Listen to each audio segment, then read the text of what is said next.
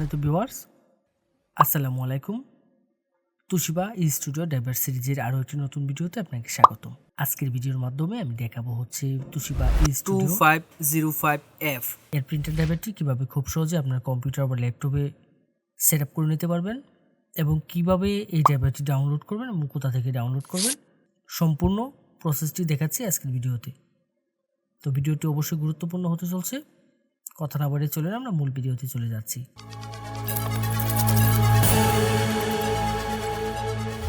প্রথমে আমরা যে কাজটি করব, আমরা এই ড্রাইভারটি ডাউনলোড করে নেব। ডাউনলোড করার জন্য আমি চলে যাব যে কোনো একটি ব্রাউজারের সার্চ বারে গিয়ে সার্চ করব হচ্ছে softwareshopbd.com। অবশ্য আমি ভিডিও ডেসক্রিপশনে ওয়েবসাইটের লিঙ্কটি দিয়ে দেব। softwareshopbd.com লিখে সার্চ করলে ঠিক এরকম একটা ইন্টারফেস আসবে এবং এখান থেকে আমি যে কাজটি করব, আমার কাঙ্ক্ষিত মডেলের যে ড্রাইভারটি রয়েছে সেটি আমি এখান থেকে ডাউনলোড করব। দেন এই সার্চ বারে চলে যাব, এখানে গিয়ে জাস্ট আমাদের যে কাঙ্ক্ষিত মডেলটি সেই মডেলটি এখানে সার্চ করব। দেন সার্চে ক্লিক করব। ক্লিক করলে আমার এই অ্যাভেলেবেল মডেলের প্রিন্টার ড্রাইভারটি চলে আসবে আমার সামনে। এখান থেকে আমি যে কাজটি করব, জাস্ট এই লিঙ্কের উপর ক্লিক করব। ক্লিক করলে এখানে বিস্তারিত সকল ইনফরমেশনগুলো দেখার একটি অপশন পেয়ে যাব। এখান থেকে সব কিছু আমরা একটু পড়ে দেখে নেব।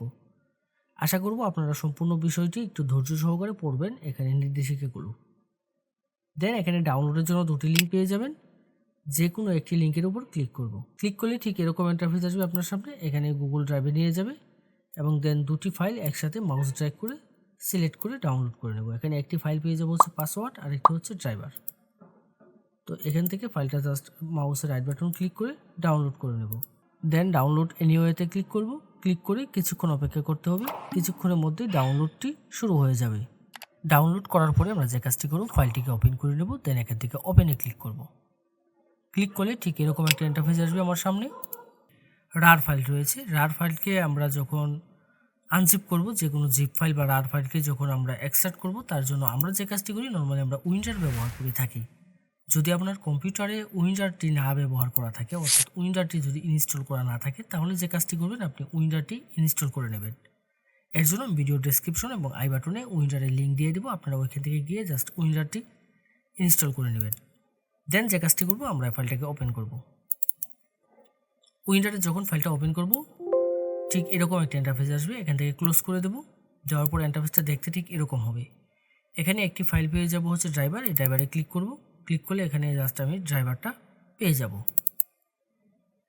তো এখানে আমার পাসওয়ার্ডটা দিতে হবে। আমি যেহেতু শুধু ড্রাইভারটা ডাউনলোড করছি, আমি এখানে পাসওয়ার্ডটি ডাউনলোড করে নেই। তো এখানে আপনারা যে কাজটি করবেন, আপনারা জাস্ট এই ডাউনলোড অপশনে গিয়ে এখান থেকে পাসওয়ার্ডটি ডাউনলোড করে নেবেন। তো দেন এখানে এই মডেলের যে ড্রাইভারটি রয়েছে, সেই ড্রাইভারের এখানে পাসওয়ার্ডটি আমি দিয়ে দিব। পাসওয়ার্ড দেওয়ার ক্ষেত্রে এখানে একটি অপশন পেয়ে যাবেন, এটি হচ্ছে শো পাসওয়ার্ড।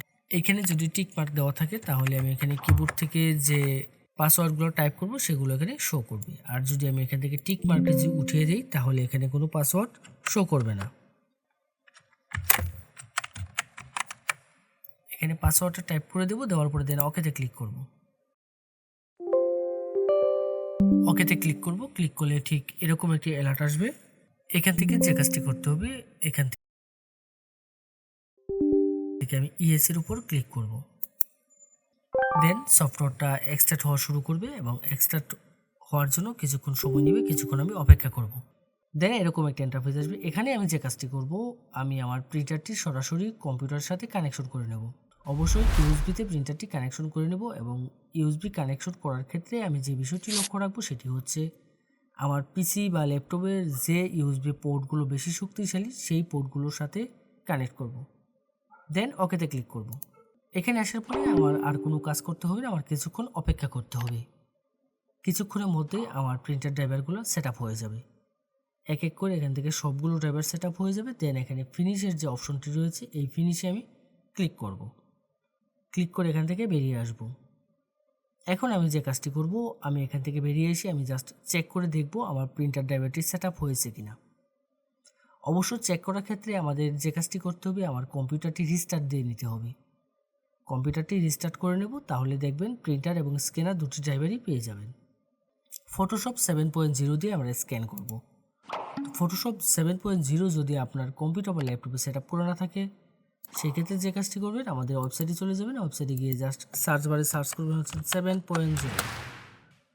7.0 লিখে সার্চ করলে আমাদের ফটোশপ 7.0 পেয়ে যাবেন। যে কোনো মডেলের প্রিন্টার ড্রাইভার এবং আপনার প্রয়োজনীয় সকল সফটওয়্যার পাবেন আমাদের ওয়েবসাইটে। যদি আমাদের ওয়েবসাইটে কোনো সফটওয়্যার বা ড্রাইভার আপনি খুঁজে না পান, তাহলে অবশ্যই আমাদের হোয়াটসঅ্যাপে যোগাযোগ করবেন। আমাদের প্রত্যেকটা পোস্টের মধ্যে আমাদের হোয়াটসঅ্যাপ নম্বর দেওয়া থাকবে।